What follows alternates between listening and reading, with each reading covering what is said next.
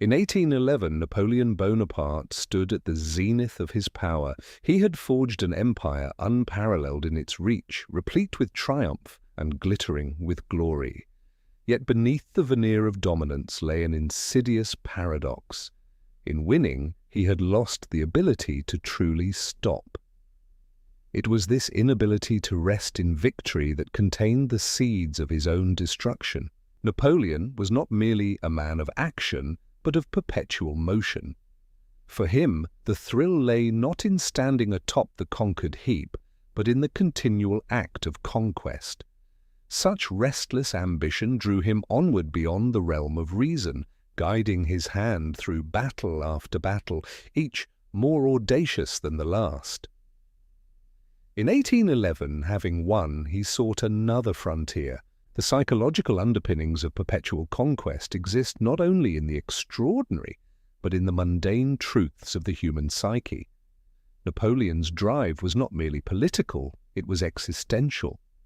At what point does ambition become a self-consumed flame burning its bearer? For a man who defined himself by his accomplishments, limitations were anathema. While still shaded in victory's laurels, Napoleon turned his gaze to Russia. This was not a blunder of miscalculation, but rather an echo of his truest nature, a relentless expansion that was compelled to encompass ever more. The invasion was then not a deviation, but an extrapolation, the outward manifestation of his internal tectonics. By the dawn of 1812, Europe was a continent held in Napoleonic thrall. The treaties and puppet states seemed but a monolith of French hegemony. Yet within this imperial matrix, the seeds of defiance stirred, subtle insurrections both real and philosophical that whispered of possible downfall. Despite control over vast swathes, the spirit of resistance emerged from beneath his shadow. The paradox of Napoleon's brilliance lay in its unquenchable nature. His mind, ever searching, ever reaching, could not reconcile itself to conclusion or compromise. The peace that sat idle was no peace at all, but a harbinger of stagnation. Thus he was propelled, if unwillingly, through the tapestry of endless campaigns until all that was left was the battlefield itself. As he amassed armies for the Russian invasion, the logistical gargantuan tasks could not deter him, neither could the shades of history caution him. His ambition was not just for territories, but for transcendence, a pursuit of the immortal honor that rings through eternity. Yet ethos bears harshly upon reality, the grand vision colliding with nature's unyielding forces. Among soldiers and statesmen, Napoleon fostered a myth of invincibility. His relentless drive fueled the spirit of the Grande Armée, binding them in loyal devotion. Victory upon victory affirmed the legend, yet beneath lay an inability to perceive the vulnerability within his seeming infallible force. His genius shone, yet it was a light cast without shadow, seeing not its own reality. As the invasion ensued, the tides of fate began their inexorable turn. The Russian landscape, vast and untouched by previous conquests, posed challenges unfathomable in maps. The reality of winter's cruel domain and scorched earth strategy eclipsed tactical finesse. Napoleon, man of strategy, found himself in an engagement not of armies, but of survival. The disaster in Russia was a turning point often derided as folly, yet it was a consummation of a deeper truth, that genius untempered becomes its own calamity. The campaign, the frost, the fires, they are but facets of a greater failure, a failure to recognize that the apex of power contains within it the germ of inevitable retreat. Napoleon's retreat from Moscow was not merely a physical withdrawal, but the unraveling of the myth. In the retreating frost lay not just beaten soldiers, but the deflated aspirations of an era. It was a magnified reflection of man's eternal struggle, the arrogance of mastery thwarted by the humility enforced by nature. In the fractured remnants of the Grande Armée, there sprang forth a somber archetype. the hero taken not by his enemies, but by the void his own victories created. Instead of outward defeat, Napoleon faced an internal crisis. When absolute conquest yields nothing left to conquer, what remains of the conqueror? Following Russia, the political and military machinery of the Napoleonic era continued its inexorable decay.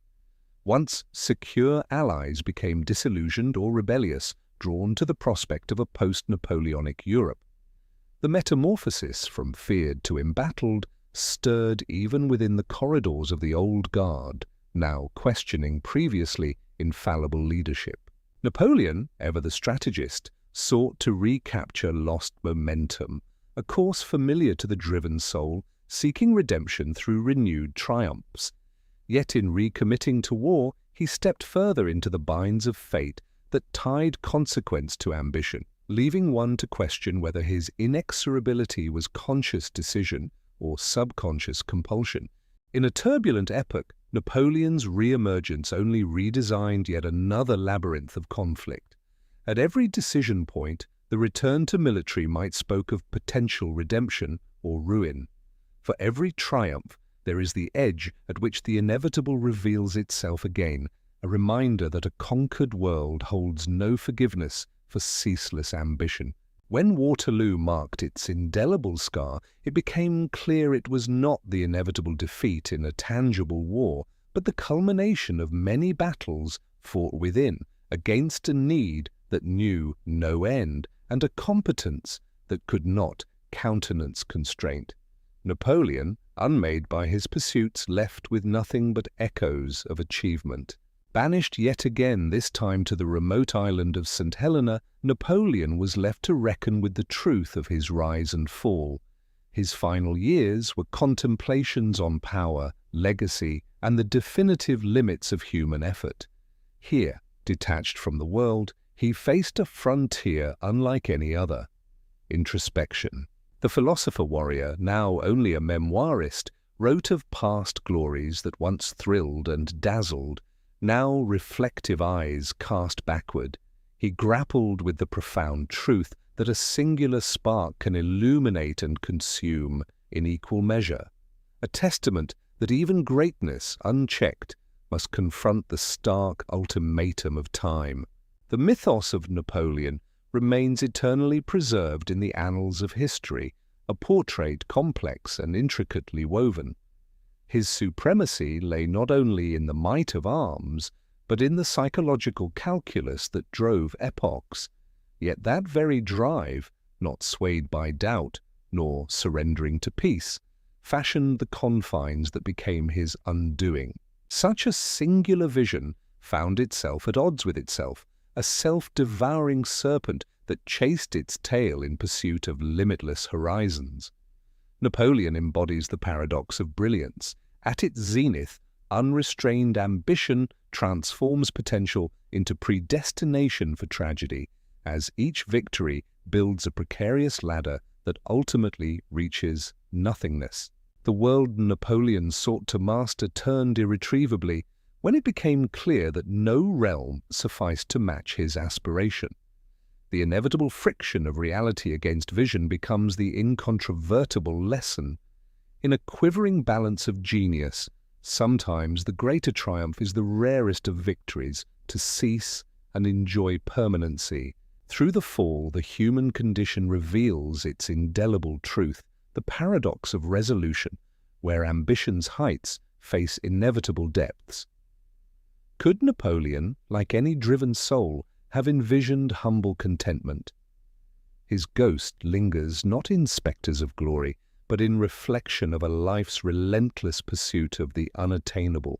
In the final sum, Napoleon's tale weaves through the arc shapes of ambition's grandeur and its price. The rhythm of history presses this question to the thoughtful observer: whether, in his absolute quest, he may have won only the briefest glimpse of eternity, while time, inexorable, claimed its due. Beyond the classic rise and fall narrative lays a profound study in the nature of human drive. Napoleon exemplifies a figure whose endless quest was as breathtaking as it was cautionary. The quiet revelation at his story's end is the most dangerous moment, the serene after victory, where ambition's dividend is lone survival. As the sun sets upon the tale of Napoleon, within these closing shades lies truth of ambition's dual edge. It is both the engine of extraordinary creation and the spectre of downfall. To pause upon success is not just to enjoy triumph. It is the wisest of choices, permitting peace to accompany power. The nuanced dance between conquest and complacency plays across the pages of history. In its contra, Napoleon offers the finest reflection, a century's worth of lessons inscribed in human endeavor. In length and breadth, his empire's adulation whispers an ageless warning: the greater the power, the gentler it must move.